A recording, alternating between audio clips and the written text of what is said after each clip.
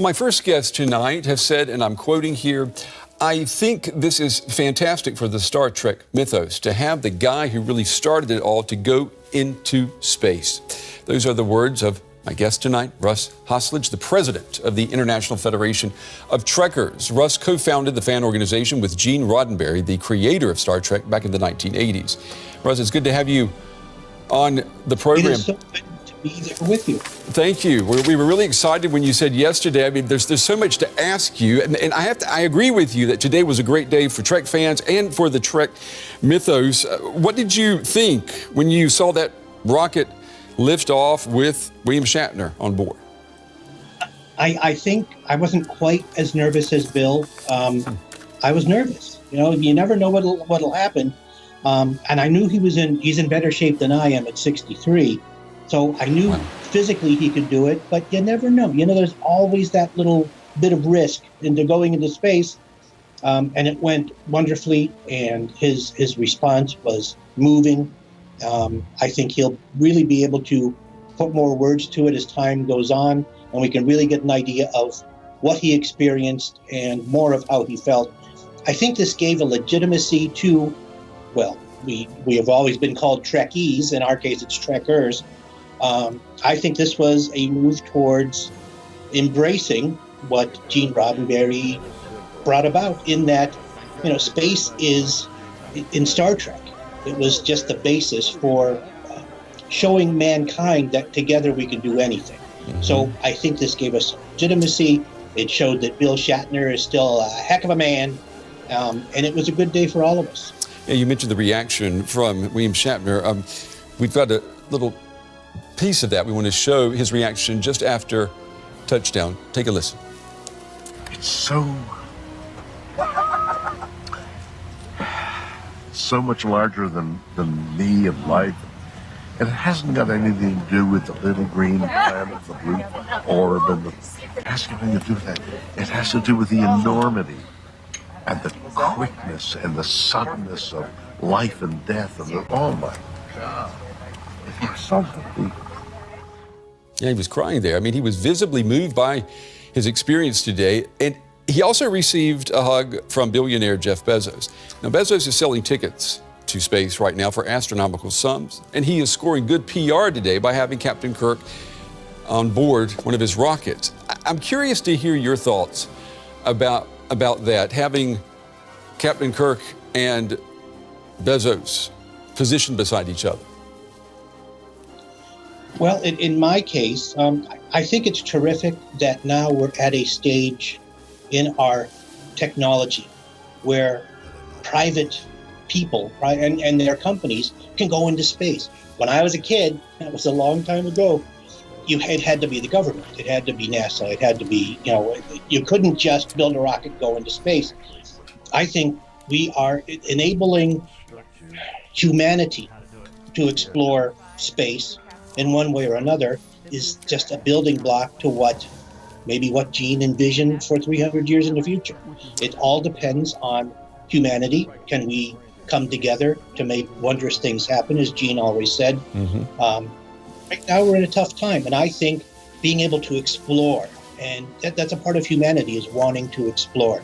I know Jeff Bezos was a big Star Trek fan. Mm-hmm. In William Shatner's flight suit in the pocket, Jeff's mother gave him a tricorder and a communicator that Bezos made when he was 9 years old, made him out of paper.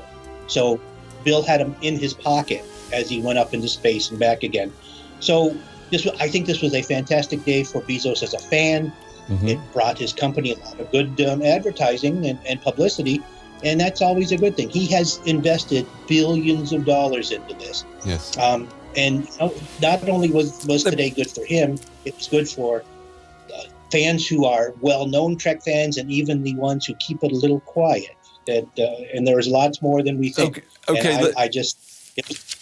Let's try to, if we could, let's connect a little bit more. Gene Roddenberry with Jeff Bezos. Before Gene Roddenberry died in 1991, he said that Star Trek proves the much maligned common man and common woman are ready for the 23rd century. He went on to say they are light years ahead of their petty governments and visionless leaders. Would Gene Roddenberry, would he look at Jeff Bezos and say that this is a leader with vision? Yes, because, well, right now he's doing space tourism. We've got Virgin, we've got Blue Origin, and we have SpaceX.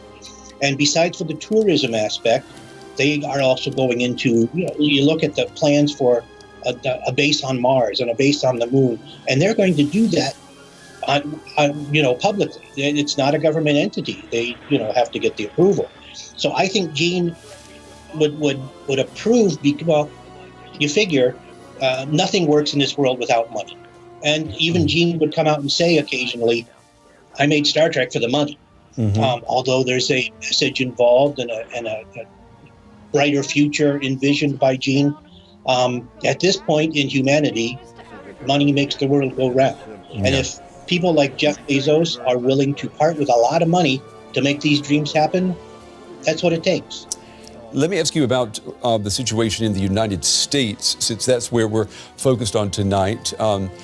Donald Trump could run again for U.S. president in 2024 because he still has popular support in the country.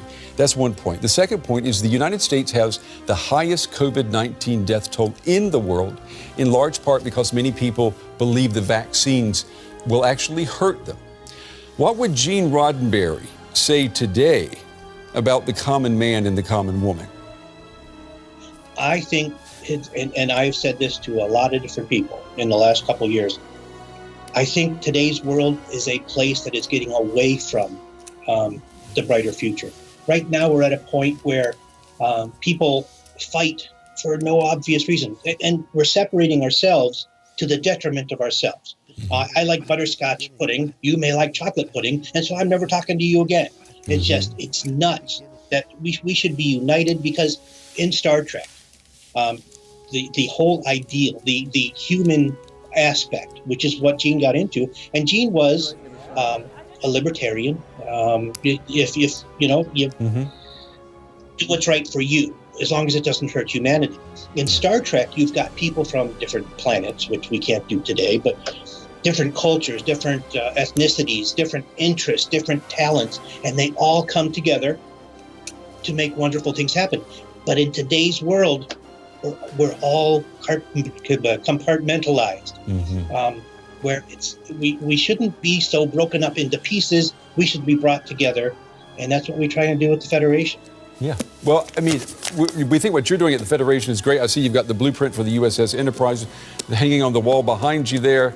Let's hope that we get to a place where we have that ability and also that type of global peace. Russ Haslage. As long as we can get past the hate, we're going to make great things happen. I agree with you.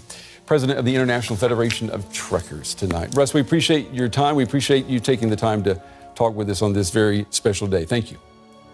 Thanks for having me along.